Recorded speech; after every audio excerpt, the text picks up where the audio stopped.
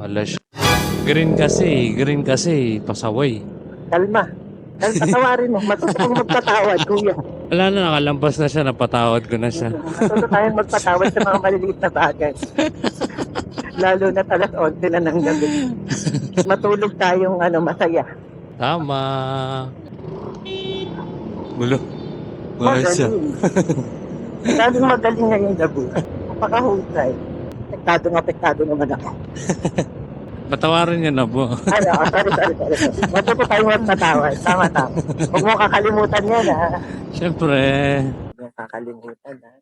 magpatawad. At, ano pa yung isa? Matulog ng masaya. Okay mga toy, tandaan nyo, maging mapagpatawad at uwing masaya. Hanap tayo ulit ng panibagong booking. Babush!